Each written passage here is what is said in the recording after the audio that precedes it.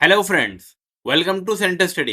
Aligarh Muslim University BEd 2023 का entrance question paper को हम सॉल्व कर रहे थे और पहले पार्ट में हमने 25 क्वेश्चन रीजनिंग के सॉल्व कर लिए थे। ये पार्ट नंबर 2 है जिसमें हम इंग्लिश के 25 क्वेश्चन को सॉल्व करेंगे, यानी कि क्वेश्चन नंबर 26 से लेकर 50 क्वेश्चन तक इस वीडियो में हम कवर करेंगे, जो 2023 में अलीगढ़ मुस्लिम यूनिवर्सिटी बीएड के पेपर में पूछे गए थे। तो आइए स्टार्ट करते हैं हमारे क्वेश्चन नंबर 26 से। Select the correct option to fill in the blank. Jabber, prattle and gabble are equivalent words of. तो सबसे पहले दोस्तों हम इनके मीनिंग जान लेते हैं कि जैबर का क्या मीनिंग होता है। तो जैबर का मतलब होता है टॉक इन रैपिड। क्या मतलब होता है इसका? मतलब होता है, मैं यहां पर मतलब भी लिखते जा रहा हूं, talk in rapid, talk in rapid. और प्रेटल का मतलब क्या होता है? प्रेटल का मतलब भी होता है टॉक इन लेंथ, यानी कि घुमा फिरा कर।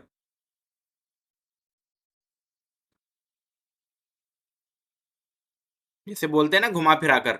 और गैबल का मतलब भी होता है टॉक रैपिड, रैपिडली। तो इसका मतलब भी टॉक रैपिडली आएगा। तो ये सारी की सारी इक्विवेलेंट किस चीज के? आपके स्पीकिंग के। तो ऑप्शन नंबर इसका डी सही हो जाएगा। क्वेश्चन नंबर 26 के बाद क्वेश्चन नंबर 27 में चलते हैं। Fill in the blank, fill in the appropriate form of the verb given in the bracket. The first Commonwealth Games event dash hold in 1930 in Canada. यहाँ पर ऑप्शन दिया हुआ held, was held और was held and has been held. तो question number 27 का जैसे कि आपको मालूम चल ही गया होगा, इसका राइट ऑप्शन आ जाएगा was held in 1930 in Canada. तो right option option number C. Question number 28, one who knows many language is called. अब उनको क्या कहते हैं जो एक से ज्यादा लैंग्वेज को जानता है? तो क्या वो पॉलीलिंग्विस्टिक है, पॉलीग्लोट है, या लोक्वेसियस है, या न्यूरोग्लोट है?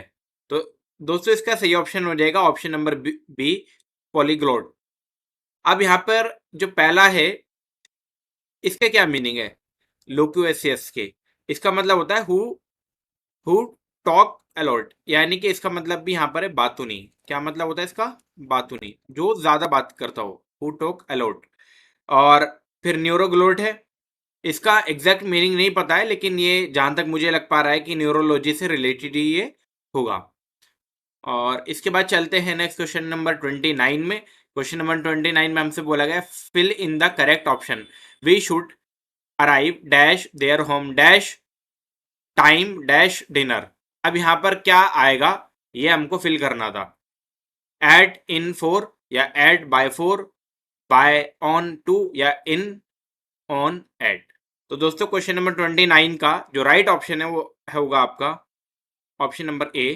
पहले एट देयर होम, फिर in time for dinner. We should arrive at home, यहाँ पर आएगा एट, यहाँ पर आएगा इन, और यहाँ पर आएगा आपका for. We should arrive at their home in time for dinner. Question number 29 के बाद क्वेश्चन नंबर 30 में चलते हैं। Fill in the correct option, यहाँ पर भी फिल इन द ब्लैंक्स को फिल करना है। The manager is ill, we will have to dash the meeting, put off, या पुट डबल डबल ऑफ वाला पुट ऑफ, पुट अवे, या पुट ऑन। तो 30 का राइट ऑप्शन हो जाएगा ऑप्शन नंबर बी।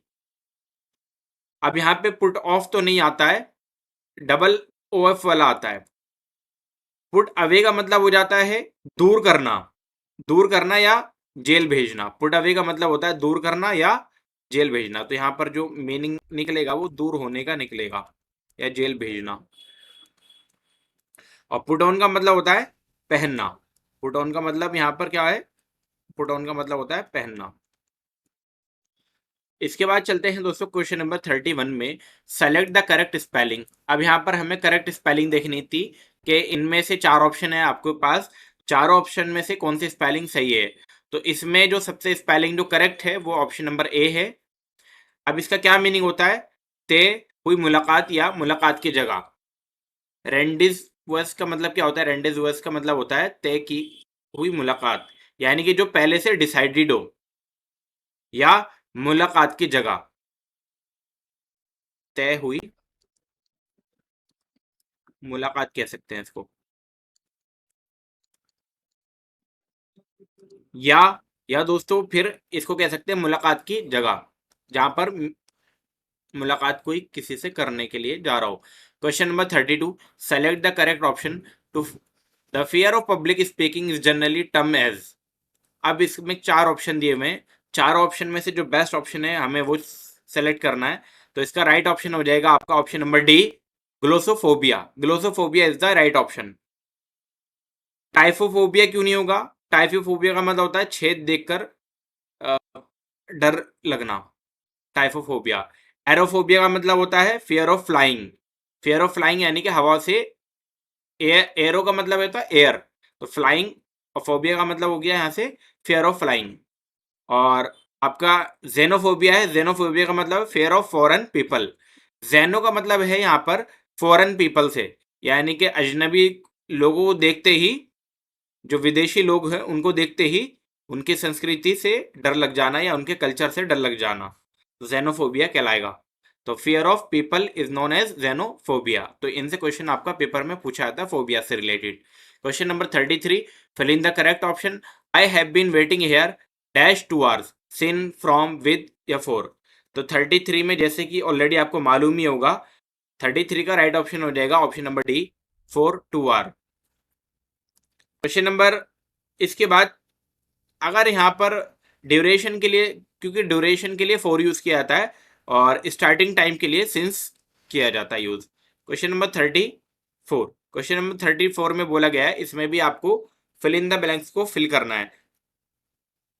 क्या है? Life is bitter sweet, the figure of speech is use in this sentences. अब ये क्या, कौन सी स्पीच यूज की गई है? मेटाफर यूज की गई है, ऑक्सीमोरोन, या हाइपरबोले, या सिमिली? तो इसमें जो यूज की गई है वो ऑक्सीमोरोन यूज की गई है। ऑक्सीमोरोन का मतलब होता है कंबाइन टू अपोजिट वर्ड। जब दो अपोजिट वर्ड को एक साथ कंबाइन कर दिया जाए वो ऑक्सीमोरोन को लाएगा। तो यहाँ पर जैसे दो वर्ड एक साथ कंबाइन किए गए हैं, एक है बिटर और एक है आपका स्वीट, तो दोनों वर्ड को मिलाकर एक नया वर्ड बना है, तो वो ऑक्सीमोरोन आपका बन जाता है। 35, one of contention, contention means point of declaration, point of disagreement, point of assertion या पॉइंट ऑफ एक्सेप्टेंस। तो 35 में जो राइट ऑप्शन हो जाएगा दोस्तों, 35 का राइट ऑप्शन होगा option number B, point of disagreement. Point of disagreement. अच्छा, एक चीज और दोस्तों, यहाँ पर जितनी भी चीजें ऊपर आई हैं उनको भी एक बार डिस्कशन कर लेते हैं, क्योंकि ये पेपर में बार बार पूछी आती है। मेटाफर का मतलब क्या होता है? मेटाफर का मतलब जिसमें बिना एज या लाइक के हम किसी चीज को कंपेयर करते हैं, बिना एज के बिना लाइक के, यानी कि हम कंपेयर कर रहे हैं और एज या लाइक का यूज नहीं कर रहे हैं, एज या लाइक का यूज नहीं कर रहे हैं, तो वो कहलाएगा आपका मेटाफर। सिमिली क्या है? सिमिली क्या है? जिसमें हम एज और लाइक का यूज करते हैं, एज का भी और लाइक का भी, तो वो आपका सिमिली। जैसे कि मैं एक सेंटेंस बोलूं, he is like a line, वो एक शेर के जैसा है। अब मैं कहूं ही इज अ लाइन, तो वो मेटाफर हो जाएगा। दोनों मीनिंग, दोनों का सेंस तो एक ही निकल रहा है, लेकिन दोनों में मीनिंग तो लगभग एक ही जैसे निकलेगा, लेकिन एक मेटाफर हो जाएगा, एक सिमिली हो जाएगा। एक जगह आपका लाइक यूज होगा, एक जगह आपका विदाउट लाइक या विदाउट एज यूज किया जाएगा। और हाइपरबोले क्या होता है? हाइपरबोले जिसमें हम किसी चीज को खूब बड़ा चढ़ाकर जब बताते हैं तो हाइपरबोले कहलाता है। तो ये चीजें भी आपको याद रखनी है, क्योंकि पेपर में इससे क्वेश्चन आपका पेपर में जरूर पूछा जाएगा। Select the masculine form of mayor. तो इसमें बताना है क्या होगी masculine form.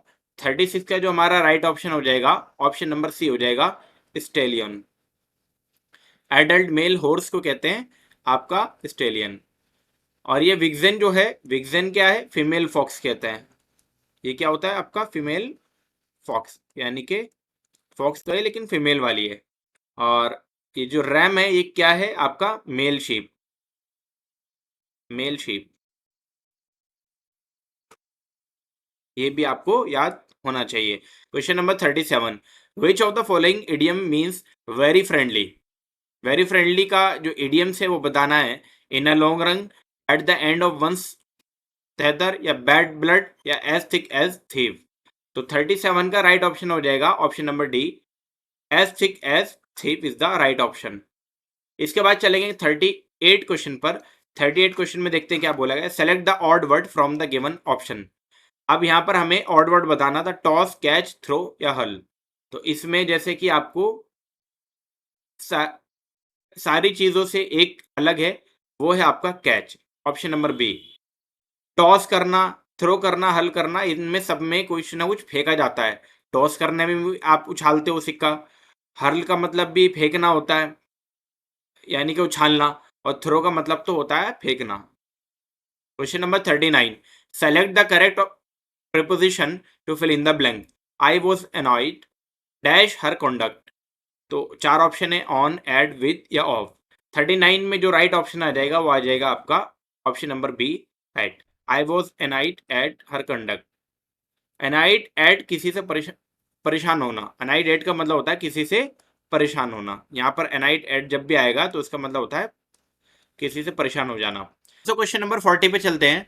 Description of a disagreeable object और event by an agreeable name is. तो 40 का जो राइट ऑप्शन हो जाएगा दोस्तों, ऑप्शन नंबर आपका हो जाएगा बी। इसका क्या मतलब होता है, किसी ना मुनासिब बात को किसी मुनासिब वर्ड से बयान करना। जैसे डाई की जगह हम पास अवे बोल देते हैं, जैसे जब कोई मर जाता है तो उसको हम कह देते हैं पास अवे। एपिग्राम एक वर्ड आया है इसके नीचे सी ऑप्शन में।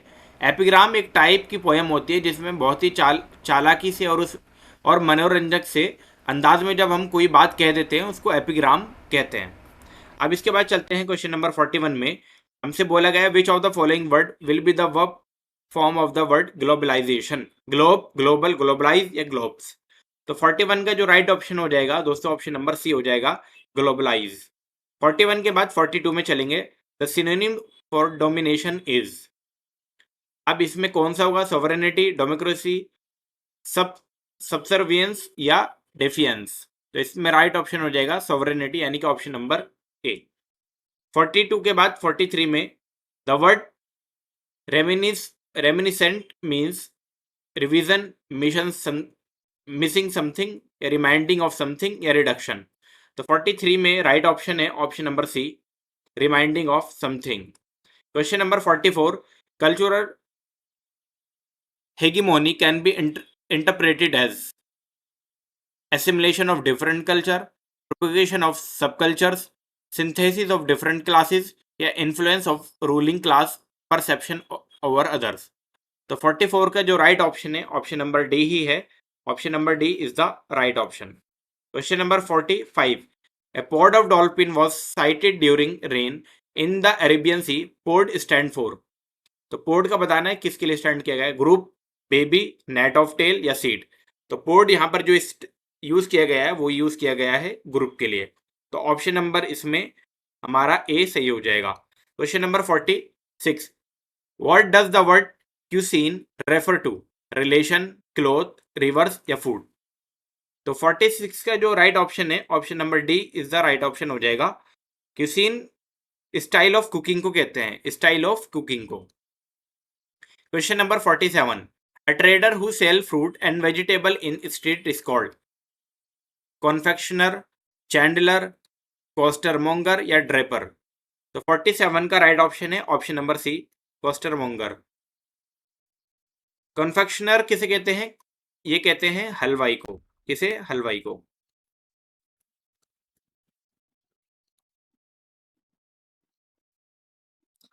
और चैंडलर जो है दुकानदार, डीलर जो होता है वो कहलाएगा।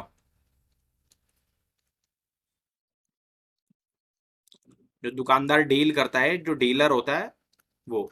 और एक रहेगी आपका ड्रेपर, कपड़ों की दुकान या कपड़े बेचने वाला, कपड़े बेचने वाला या कपड़े की दुकान। इसके बाद चलते हैं क्वेश्चन नंबर 48 में। Fill in the correct option, dash he behave well, Mary will not talk to him again. पहला ऑप्शन है ऑल्दो, अनलेस, सी ऑप्शन है इफ या डी ऑप्शन है इन द इवेंट दैट। तो 48 में हमारा राइट ऑप्शन हो जाएगा option number B, option number B यानी कि अनलेस। इसके बाद चलते हैं 49 में। Select the correct phrase to fill in the blank. He dash the crisis pretty well, checked in, pulled up, pulled through या चेक्ड अप। तो 49 में दोस्तों हमारा राइट ऑप्शन हो जाएगा option number C, pulled through. Pull through मतलब किसी बीमारी या बुरे हालात से गुजरना। पुल थ्रू यहाँ पर एक क्राइसिस, क्योंकि क्राइसिस की बात की गई है तो पुल थ्रू आ जाएगा। क्वेश्चन नंबर 50, और ये इस वीडियो का लास्ट क्वेश्चन होगा, इसके बाद हम अगले पार्ट में आपसे मिलेंगे। Identify the incorrect phrase. A splinter of glass, many pieces of luggage, a shriek of laughter, या बीम ऑफ लाइट। अब यहाँ पर 50 में जो इनकरेक्ट फ्रेज पूछा गया है, यानी कि सबसे जो गलत है वो है option number C, a shriek of laughters. Splinter of glass का मतलब होता है कांच का टुकड़ा। क्या मतलब होता है इसका? कांच का टुकड़ा। मैनी पीसेस ऑफ लगेज का मतलब होता है सामान के बहुत सारे टुकड़े कर देना। मैनी पीसेस ऑफ लगेज का मतलब क्या है? मैनी पीसेस का मतलब आप समझ ही पा रहे हैं, बहुत सारे टुकड़े, और लगेज का मतलब आपका सामान। बीम ऑफ लाइट का मतलब होता है रोशनी की किरण। बीम कहते हैं किरणों को, और लाइट का मतलब आपको रोशनी।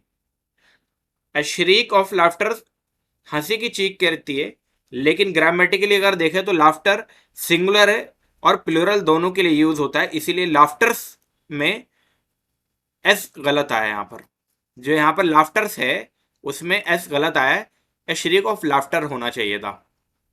तो आई होप ये आप क्वेश्चन आप समझ गए होंगे इजीली। अगर आपको फिर भी कोई क्वेश्चन में डाउट आता है तो आप हमसे कमेंट बॉक्स में पूछ सकते हैं। और दोस्तों, अगर आपने अभी तक हमारे चैनल को सब्सक्राइब नहीं किया तो प्लीज़ आप हमारे चैनल को ज़रूर सब्सक्राइब करें और अपने दोस्तों में शेयर करें कि जो जामिया मिल्लिया इस्लामिया की बीएड की डीएलएड की या अलीगढ़ मुस्लिम यूनिवर्सिटी बीएड की तैयारी कर रहे हैं, या अभी जो इंटीग्रेटेड बीएड है उसकी तैयारी कर रहे हैं। ये इंपॉर्टेंट क्वेश्चन है जो आपके पेपर पॉइंट ऑफ व्यू में पूछे जा सकते हैं। वीडियो में लगातार बने रहने के लिए आपका बहुत बहुत शुक्रिया।